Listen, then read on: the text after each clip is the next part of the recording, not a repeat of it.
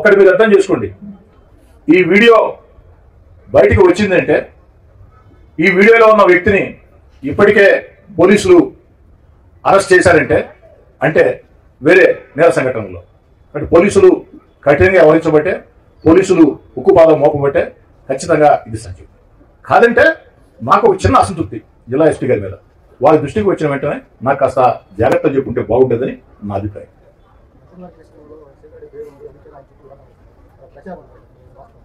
మంత్రివర్గ విస్తరణలో కోటమిరెడ్డి సోదరెడ్డి పేరుంది, అందుకే చుట్టూ వివాదాలు ఉన్నాయంటే దానికి నా కాడ సమాధానం లేదు. ఏమున్నాయి వివాదాలు? నేనేమైనా వివాదాలకు వెళ్ళానా? నేను ఎక్కడైనా వివాదాల్లో తలదూర్చానా? ఈరోజే కాదు, ఈ 14 నెలల కాలంలో ఆ 16 నెలలు వైఎస్ఆర్ కాంగ్రెస్ పార్టీకి దూరంగా జరిగిన తర్వాత నన్ను నమ్మి నా వెంట నడిచిన నాయకుల్ని, కార్యకర్తల్ని వైఎస్ఆర్ కాంగ్రెస్ పార్టీ నాయకులు వెంటాడినా, వేధించినా, అక్రమ కేసులు బనాయించినా, రౌడీజం చేసినా మేము అధికారంలోకి వచ్చిన తర్వాత ఏ ఒక్కరిని ఇబ్బంది పెట్టలా. ఎందుకంటే మా నాయకుడు చంద్రబాబు నాయుడు గారు స్పష్టమైన ఆదేశాలు, ప్రతీకార చర్యలకి పాల్పడవద్దు, ప్రతీకార చర్యలకి పాల్పడకుండా ప్రజలకు ఏ విధంగా మేళ్లు చేయాలా అన్న ఆలోచన చేయండి. నా ఒక్కడికే కాదు, రాష్ట్రంలో ఉండే ఎమ్మెల్యేలందరికీ ఇచ్చిన మాట శిరోధార్యంగా భావించి తెలుగుదేశం పార్టీ కూటమి ఎమ్మెల్యేలు ప్రజా జీవితంలో ముందుకు సాగుతారు. జవహర్ గారు, రాజాబాయ్, రాజేష్, మురళి, ప్రసాద్, సాగర్ గారు, సురేష్, వెంకటరమణ గారు, మురళి గారు, సురేంద్ర గారు, బాలకృష్ణ కోట అనుకోండి, మహేష్ గారు, బాలకృష్ణ గారు, రామాయణం అంతా ఈయన సీత రాముడికి ఏమవుతుందని అడిగితే ఎలా ఉంటుందో మీరు అడిగిన ప్రశ్న అలా ఉంది. భయం సినిమా డైలాగ్ కాదు బాలకృష్ణ గారు, మీకు కూడా నేను ఇప్పటి నుంచి కాదు కళాశాల ఇప్పటి నుంచి తెలుసు. కాబట్టి భయం నా రక్తంలో లేదని నేను మళ్ళీ చెప్పాల్సిన అవసరం లేదు. భయం ఒక ఎంపీలో ఉన్న 16 నెలల అధికారాన్ని వదులుకొని జగన్ రెడ్డి గారిని ధిక్కరించి వీధుల్లోకి వచ్చి పోరాటించింది. ఇలాంటి రౌడీల్ని, ఇలాంటి గూండాల్ని, ఇలాంటి బెదిరింపుల్ని జీవితంలో ఇన్ని చూసి ఉండ.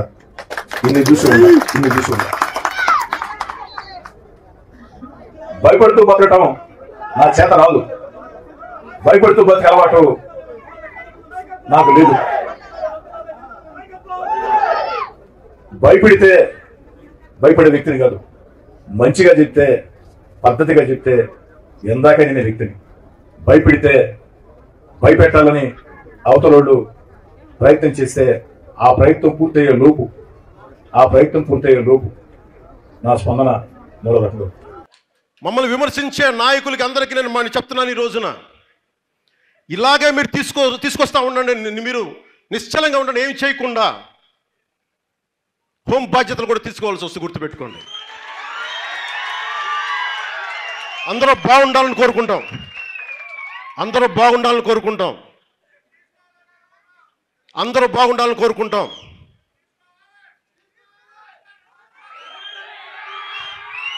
అందరూ బాగుండాలని కోరుకుంటాను. అందరూ బాగుండాలని, ఆగండి ఒక నిమిషం, అందరూ బాగుండాలని కోరుకుంటాను. రాగానే ఒకటే మాట చెప్పా, ఇది ప్రతీకార ప్రభుత్వం కాదు అని. కానీ చేతగాని ప్రభుత్వం నేను చెప్పాల, గుర్తుపెట్టుకోండి. ఎందుకంటే మీరు గతంలో లాగా నోటుకు వచ్చినట్టు మాట్లాడితే ఇంక వింటా నాకు కూడా ఓపిక పోయింది. ఇంకా నాకు కూడా మీరు అంటారు కదా ఏం చేస్తామని, వెయిట్ చేయండి. వీళ్ళు మనుషులేనని అడుగుతున్నా, వీళ్ళంటి వాళ్ళపైన ఉపేక్షించే అవసరం ఉందా అని మిమ్మల్ని అడుగుతున్నా. అందుకే చెప్పా, చెయ్యి వేసావంటే అదే నీకు చివరి రోజు ఈ భూమి మీదని మరొక్కసారి హెచ్చరిస్తున్నా. పోలీస్ వ్యవస్థ కూడా నేను స్పష్టంగా చెప్తున్నా, తొందరలోనే మీరు చూస్తారు. ఎక్కడ చూసినా టెక్నాలజీతో సీసీటీవీ కెమెరాలు పెట్టి ఎవడైనా ఇలాంటి పని చేస్తే 2 నిమిషాల్లో వాడిని పట్టుకుని ఏం చేయాలనో చేసే బాధ్యత నాదని మరొక్కసారి మీ అందరికీ ఆమె ఇస్తున్న. ఎవరిని వదిలిపెట్టను, రౌడీజాన్ని సహించను, ఎట్టి పరిస్థితుల్లో ఉపేక్షించాం. అందుకే ఆ విషయాలు కూడా ఇంకొక పక్క మీరు చూస్తే ఈరోజు నేను చేసే పనులన్నీ కూడా ఎప్పటికప్పుడు నిరంతరం కొనసాగాలి, సస్టైనబిలిటీ ఉండాలి. ఆడంబ సూరత్వం పనికిరాదు. చెప్పిన మాట నిలబెట్టుకోవడానికి ప్రయత్నం చేస్తా ఉంటే రాక్షసుల మారిగా ఈ పవిత్రమైన యజ్ఞాన్ని భగ్నం చేయాలని అన్ని విధాల ప్రయత్నం చేసే పరిస్థితికి వచ్చారు. ఈరోజు మన కేంద్రం సహకారం ఇచ్చింది. మొన్న ఎన్డీఏగా కలిసాం. 3 పార్టీలు కలిసిన తర్వాత ఢిల్లీలో కూడా మన పరపతి పెరిగింది. అమరావతికి డబ్బులు ఇచ్చారు. పోలవరాన్ని పూర్తి చేయడానికి 12,500 కోట్ల రూపాయలు ఇచ్చారు. రైల్వే జోన్ కూడా శాంక్షన్ చేశారు. విశాఖపట్నం స్టీల్ ప్లాంట్ ప్రైవేట్ అయిపోతా ఉంటే 11,400 కోట్ల రూపాయలు ఇచ్చి దాన్ని మళ్ళీ రివైవల్ కోసం ముందుకు పోయే పరిస్థితికి వచ్చారు. అటు కేంద్ర సహకారం తీసుకున్నాం, ఇటు మన అభివృద్ధి కార్యక్రమాలతో ముందుకు పోతున్నాం. ఈరోజు యువత ఉంది, మీకు ఉద్యోగాలు కల్పిస్తానని మాట ఇచ్చాను. ఏ రాష్ట్రంలో జరగని విధంగా 1 సంవత్సరంలో 9,50,000 కోట్ల రూపాయల పెట్టుబడులు వచ్చి ఇవి పూర్తయితే 8,50,000 మందికి ఉద్యోగాలు ఇచ్చే బాధ్యత ఈ ప్రభుత్వాన్ని అని చెప్పి నేను మీకు తెలియజేస్తున్నా. ఈరోజు వైసీపీ మూకలని కూడా రోడ్డు మీదకి వచ్చి అదే హింసా రాజకీయాలని బయటకు మళ్ళా తీసుకొస్తాము, లేకపోతే హింసా రాజకీయాలను ప్రేరేపిస్తాము, లేకపోతే బయటకు వచ్చి 2029లో రపా కోస్తాము, ఇలాంటి పదాలు చాలా ఎక్కువగా వినిపిస్తున్నాయి. వీళ్ళందరికీ ఒకటే చెప్తున్నానండి, ఇక్కడ మీ ఆటలు సాగు. ఇక్కడ ఉన్నది చంద్రబాబు నాయుడు గారు, ఎన్డీఏ కూటమి. ఎట్టి పరిస్థితుల్లోని కూడా లా అండ్ ఆర్డర్ ప్రాబ్లం వచ్చినా, జనాల్ని రెచ్చగొట్టే పరిస్థితుల్లో మీరు ఎటువంటి వ్యాఖ్యలు చేసినా, అదేవిధంగా ఆడబిడ్డల్ని అవమానకరంగా మాట్లాడినా ఎట్టి పరిస్థితుల్లోని టాలరేట్ చేసే ప్రసక్తి ఉండదు. దానికి తగ్గ మూల్యాన్ని కూడా మీరు కూడా చెల్లించుకుంటారు. దీనికి కొంచెం జాగ్రత్త పడాల్సిందిగా వైసీపీ మూకలకి చెప్తున్నాం.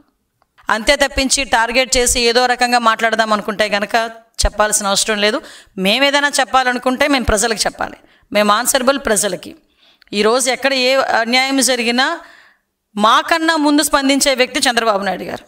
ఇంకా మా వరకు వస్తున్నాయో రావట్లేదని చూసుకునే లోపు దీని సంగతి ఏంటో చూడండి ఇమ్మీడియట్గా అని చెప్పి మాకు ఆదేశాలు ఇచ్చి ఆ వ్యక్తి దొరికేడా లేదా, ఆ అక్యూజ్డ్ దొరికేడా లేదా, అరెస్ట్ చేసామా లేదా, ఇది ఫాలోఅప్ చేసుకుంటున్న వ్యక్తి ముఖ్యమంత్రి స్థాయిలో ఇన్ని పనులున్నా కూడా లా అండ్ ఆర్డర్ విషయంలోనే కానీ, మహిళల మీద జరుగుతున్న అఘాయిత్యాల విషయంలో కానీ ఇంత అలర్ట్గా ఉన్న ముఖ్యమంత్రి నేను ఎప్పుడు కూడా చూడలే.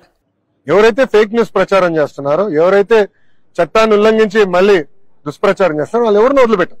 తప్పనిసరిగా ఫర్మ్ యాక్షన్ అనేది ఉంటుంది.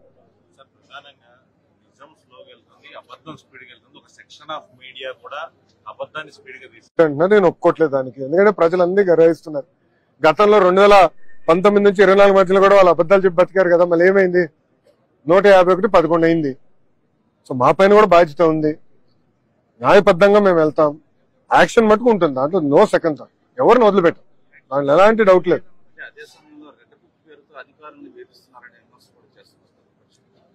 ఎవరు చేస్తున్నారు? ఎందుకంటే వాళ్ళు భయపడుతున్నారు, ఎర్ర బుక్ లో వాళ్ళ పేరు ఉందా లేదా అని వాళ్ళకే కంగారు ఉంది. ఎందుకంటే వీళ్ళందరూ చట్టాన్ని ఉల్లంఘించిన బ్యాచ్ కదా, దర్రా చేసిన వాళ్ళందరూ చట్టాన్ని ఉల్లంఘించి భూ కబ్జాలు చేసిన బ్యాచ్ కదా. వాళ్ళ యాక్షన్ అనేది అనివార్యం కదన్నా, ఎందుకుండదు? తప్పనిసరిగా యాక్షన్ తీసుకుంటారు. నేను పాదయాత్రలో ఊరూరు చెప్పాను, ఎందుకంటే ఊరూరు వైకాపా బాధితులు అనేది ఉన్నారు. వాళ్ళందరిపైన మనం యాక్షన్ తీసుకుంటాం, వదిలిపెట్టే ప్రసక్తే ఉండదు.